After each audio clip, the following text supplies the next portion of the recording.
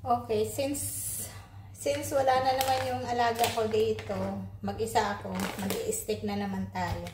So, kumuha ko ng steak doon. Kaya yung ay, nako. So, steak. Pero frozen pa. Ano ba to? Nasa Amerika pala. Sabi na, oo, pati sa ano. Yung maayos naman. Kasi katutusin, parang bali wala naman sa kanila yan. Magkano lang ba yun para yan? Pero dito, malakas ako. Sabi ko, parang feeling ko, gusto na rin naman ako ng tatay. Sabi niya, oh, gusto ko naman talaga na. At saka yung caregiver, ay yung mayordoma. Sabi niya, kausapin mo na yung anak. Kasi parang wala din siya nagagawa pag-utos ng matanda dito. Wala siyang magawa. Hindi siya, takot din siya. Kasi yung ngayon, nagko-control. Nagtataka sila. Naiinis na nagtataka bakit ganun nangyari. Tapos diniscuss ko yung sa ano. Sabi niya siguro, baka babalik naman daw yun. Sabi ng anak. Tapos sabi pa sa akin ng mayordoma sa kanya, tawagan mo Maya kasi baka alas 7, pag alis ng matanda. Siya nagbigay sa akin ng idea na tawagan ko yung anak ng matanda ng pag alis. Kasi umalis yung matanda ngayon eh. Hindi yun nga ginawa ko. Tapos sabi niya, i-discuss mo yung aircon. Kasi kasi yung mayordoma, wala rin magawa eh. Asan yung matanda? Lumayas, may dinner. Sunod-sunuran lang din naman niya, lalo maiisip pa, matanda. Kaya natatapos yung kumontra. Hindi nga makontra-kontra. Hindi niya maano talaga. Siyempre, tutunod siya kasi kahit girlfriend siya, susunod pa rin siya. Kung anong sabihin, maiisip pa. Parang yung matanda yun, napapaamo ko na. Baka ako nga maging mayordoma pagdating ng araw. Very good. Kung alin mo na ako na mag-aalaga dyan. Kaso lang dadaan pa ako ng maraming tao. Dadaan pa ako ng channel. Hindi ba? Pag ikaw na ang mayordoma, hindi ako na ang mag-aalaga dyan sa ano mo. Sa matanda. Kasi naano ko hindi ko naman sinuseryoso pag naiinis-inis siya. Tapos kanina panayang pasalamat, hinahawakan niya yung kamay ko. Kasi hinahalik-halikan. Tapos sabi ko, alam mo naman, nandito ako sa'yo, tutulungan kita. Kahit minsan di tayo magkaintindihan eh. Sabi niya, alam ko naman.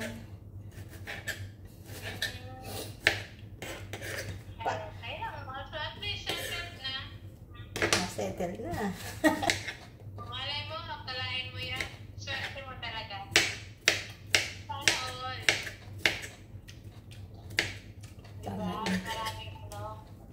Maraming magalante yung ako. Naku, huwag ka na mag-expect ng ganyan. Sabi ko naman sa kanya, sinabi niya na more than pa daw yung makukuha ko. Sabi ko, hindi naman ako nag-ano niya kung ano yung nasa sapat na sa akin yun. Sabi ko, hindi naman ako, sabi ko, sensitive ako pagdating sa usapin sa pera, kaya ayokong masyadong dyan. Kung ano yung karapatan, kung ano yung dapat, yun lang yun. Hindi pa salamat, pero huwag lang mag-expect. Oo, wala. At least, kumbaga, feeling naman sila talagang sino ba naman ang alam naman nila yun, ang papasaot nila? Parang mas ano ata to sa pera. Mas open. Hindi ko lang alam. Kasi kwento niya, yung nanay daw niya nung namatay nung last week, yung caregiver daw, satisfied sa nakuhang pera.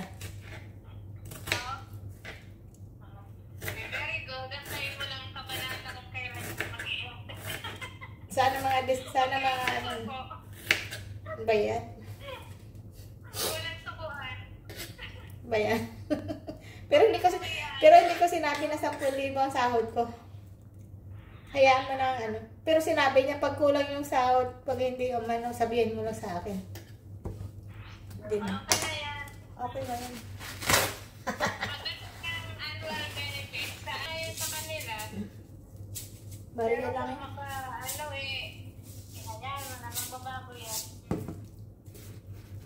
Sabi Sabi ng cook, hindi mo alam kung magkano ang pera ng matanda. Million dollar ang pera yan. Kahit mabuhay pa ng ano yan. Sabi ko, magkano ba? Huwag mo nang alamin. Million na hindi mo kayang ubusin. So, maglagay na tayo ng olive oil.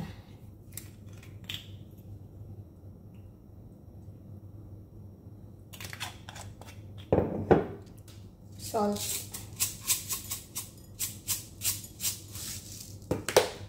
Tsaka pepper.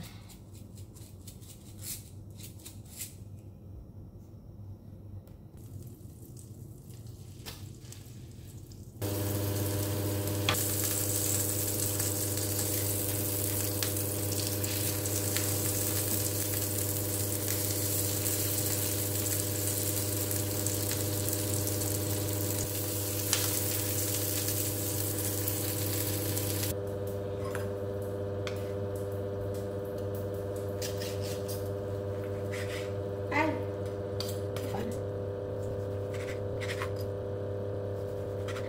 Fish. Shoot.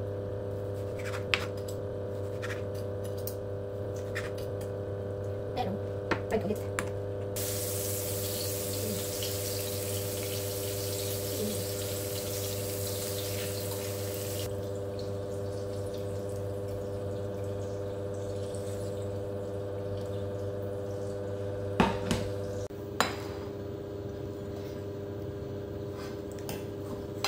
Kain tayo dinner.